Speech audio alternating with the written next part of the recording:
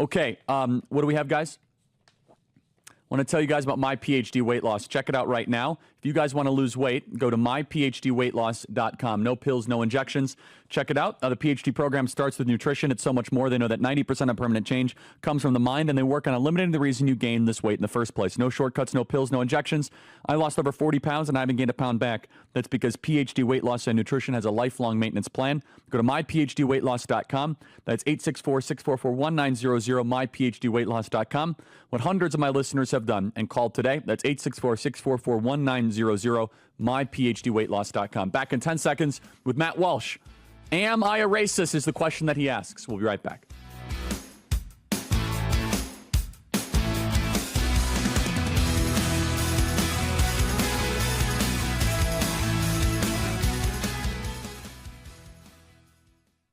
Okay, Matt, so you go on this journey and you do this film. How long did this film take you? It took over a year to just for the production side of it, not counting the post-production.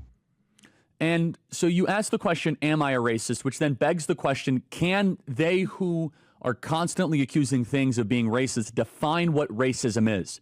And it's similar to the what is a woman question, and I want to connect those dots in a little bit, but did anyone tell you what racism actually is? Yeah, that's interesting because we realized early on making this film that if we wanted to, we could extend the what is a franchise and have a whole, what is a cinematic universe or something. Because that actually, they can't, I think I was a little bit surprised by that early on. That actually, I didn't think that it'd be a trick question, but when you ask them what is racism, they have a lot of trouble defining it. But it's a little bit different, I think, from what is a woman because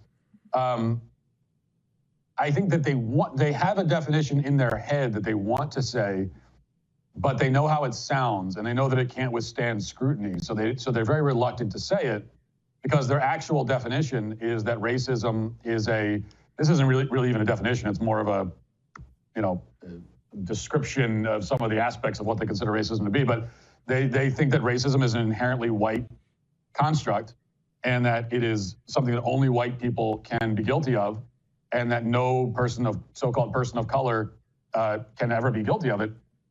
That's what they think. I mean, that's the core of their whole ideology. But, and maybe 10 years ago, they would be more open about just telling you that. But I think at this point, they're a little shy about saying it because, again, they know how it sounds. And they also know that you can't be defended. It's just total ad hoc, kind of arbitrary way of defining racism to automatically, just from the outset, absolve every non-white person of every racist thing they've ever done. So, right, they really can't define it in any detail. And then the other point of their conception of racism is that as a white person, you're guilty of it inherently. Yes. And that does come up in the film, which means that you can never be not racist. Robin DiAngelo tells me you could be less racist or more racist in any given moment. So it just fluctuates wildly from moment to moment. You can never be free of this original sin of whiteness as they see it, which means that you could give them all the money and do all the steps and read all the books. And at the end of it, you really won't be any less racist than you were before. That's what they're telling you, which is like, so then why don't we just ignore them completely, which I think is the right move, ultimately. Well, but at the core of wokeism is a rejection of Christianity, which is redemption and forgiveness, is that there is no way to absolve yourself of your sin. There is no redemption. There is no blank slate. There is no mercy. It's you must live in the sin. Unless you're Robin DiAngelo, right, Matt? Then you can make a bunch of money off of it because you're an ally.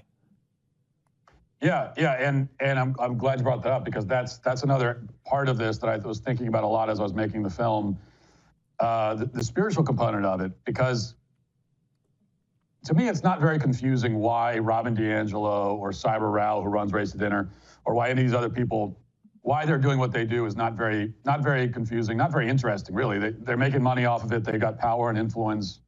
They are lauded, at least in their own world, as moral experts and gurus. And so, that's why they're doing it.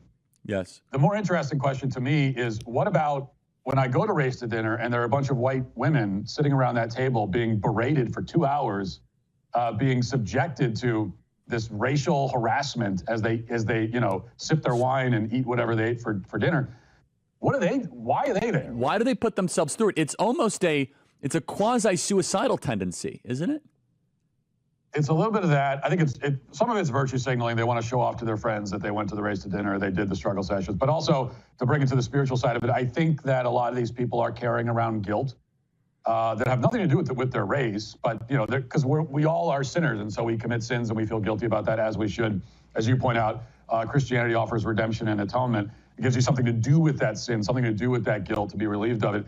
But if you don't have religion, then you don't have that outlet. You don't have anything to do with it. So these grifters come along and say, well, I know why you're feeling guilty. It's because you're white.